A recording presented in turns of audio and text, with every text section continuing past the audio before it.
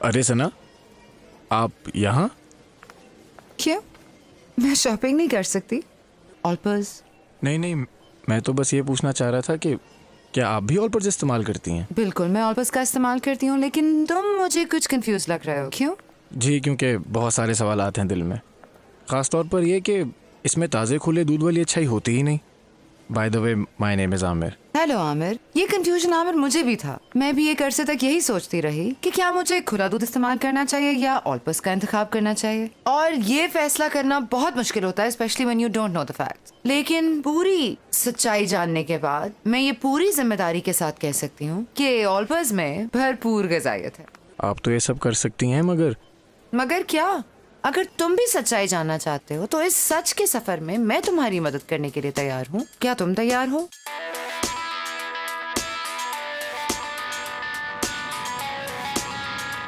आमिर ने ऑलपर्स की हकीकत जानने का सफर शुरू कर दिया है, और इस सफर में उसका पहला पड़ाव होगा ऑलपर्स का अपना डेयरी फार्म, जो कि नारा में वाक़ है।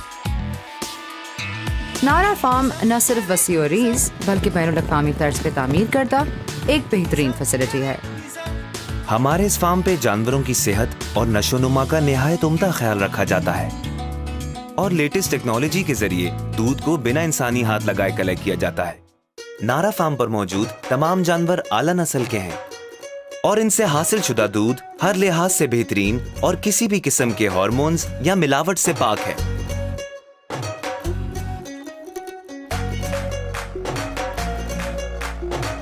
अपने डेयरी फार्म्स के अलावा ऑलपर्स रोजाना 45,000 फार्मर्स से भी दूध हासिल करता है।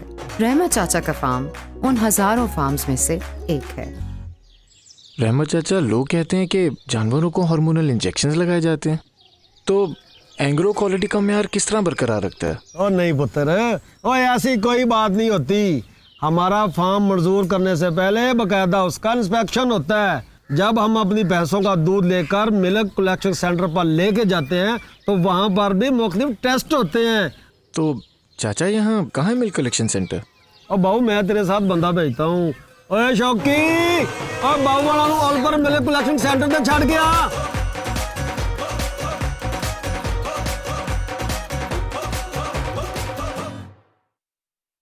मिल्क कलेक्शन सेंटर पर इब्तदाई क्वालिटी टेस्ट किए जाते हैं। इन टेस्ट के जरिए दूध की खुशबू, जायका, चिकनाई, टेम्परेचर, पानी की शरह वगैरह को जांचा जाता है, ताकि दूध की ताजगी और मयार को यकीनी बनाया जा सके।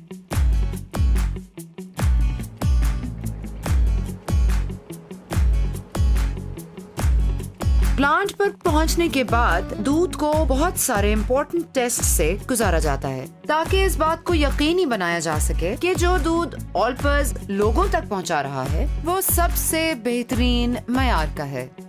प्लांट पर किए जाने वाले 28 टेस्ट में से 5 मुनफरिद टेस्ट ऐसे हैं जो दूध में एडल्ट्रेशन यानी मिलावट को चेक करने के हवाले से खास अहमियत रखते हैं। इन टेस्ट के जरिए इस बात को यकीनी बनाया जाता है कि अप्रूव होने वाला दूध किसी भी किस्म की मिलावट, केमिकल्स और प्रिजर्वेटिव से मुकम्मल तौर पर पाक है। इतने सख्त टेस्ट, क्या वाकई दूध की क्वालिटी का इतना ख्याल रखा जाता है? आमिर, एक एक कतरे का।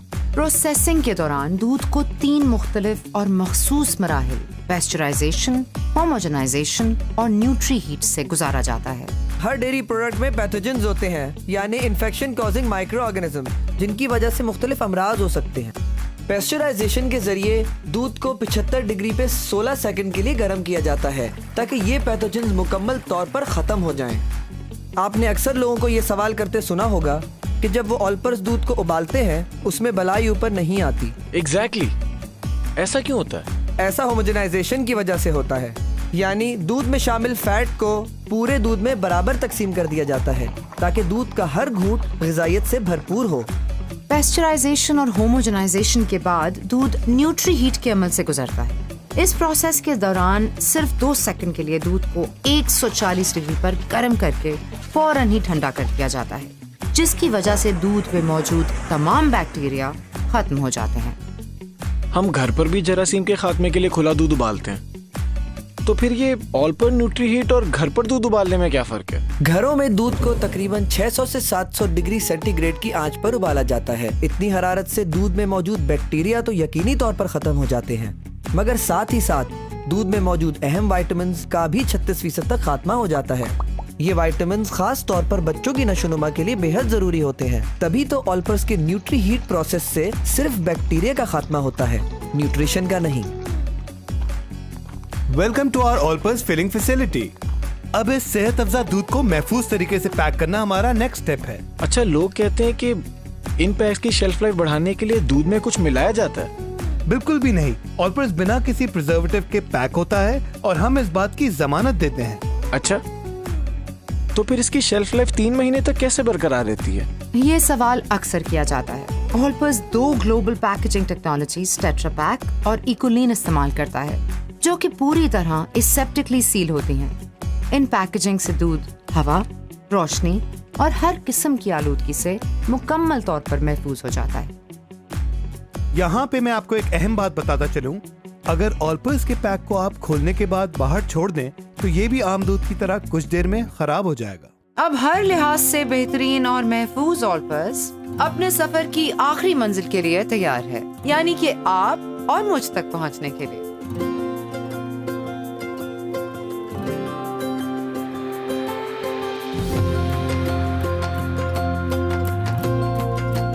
चलिए आमिर, ऑलपर्स अब हमारे कस्टमर्स तक पहुंचने के लिए बिल्कुल रेडी है। बिल्कुल, अभी आखिरी मरहला खत्म होने के बाद ही मेरा सफर मुकम्मल होगा।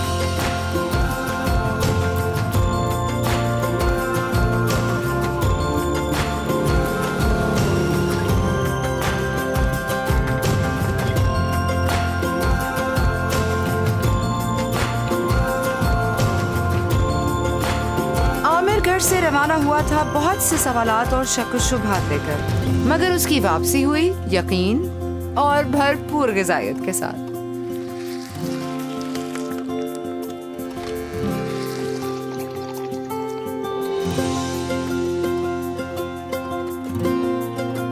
तभी तो हम जमानत देते हैं कि ऑलपर्स दूध की कुदरती ग़िज़ायत को बरकरार रखता है। ऑलपर्स, ग़िज़ायत भरा हर खून।